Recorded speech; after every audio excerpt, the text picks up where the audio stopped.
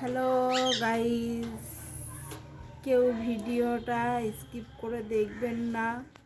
Actually আমাদের video কেউ দেখতে হয়তো চায় না।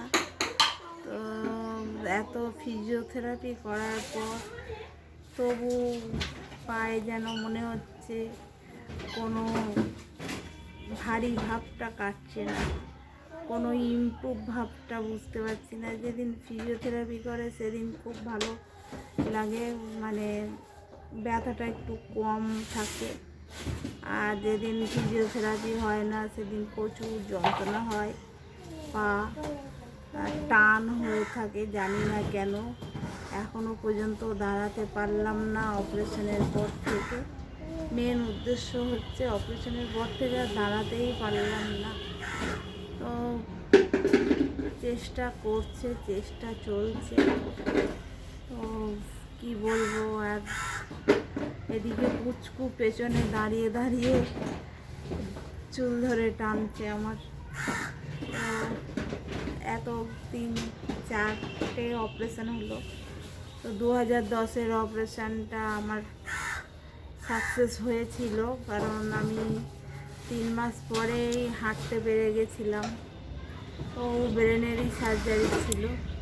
কিন্তু এই 19-এর অপারেশান যখন 2019-এ আবার স্পাইনাল কর্ড সার্জারি হওয়ার পর থেকে আর দাঁড়াতে পারলাম না। তবুও একটা আশা ছিল, যে ডাক্তাররা আশা দিয়েছিল যে হাঁটতে পারবে, তৃতীয়বার অপারেশন করলে নিজের কাজটা নিজে করতে পারবে। তবুও সাকসেস হয়নি, এখনও দাঁড়াতে পারলাম না। হুইল চেয়ার সাপোর্ট, নিজের হাতে তুলে কিছু খেতে পারি না। আর কি বলবো, অপারেশনেই আমার জীবনটা শেষ হতে চলেছে। পারলে আপনারা ভিডিওটা অনেক অনেক শেয়ার করবেন। আমি জানি আমার অনেক ভাইরাও আমার মতো অনেক স্পাইনাল কর্ড সার্জারির পর দাঁড়াতে পারে না। কেউ পড়ে গিয়ে বাইক চালিয়ে এরকম অবস্থা হয়েছে, কিন্তু জানি না কী হবে কি হবে না। তো সবাই ভিডিওটা বেশি বেশি করে শেয়ার করবেন।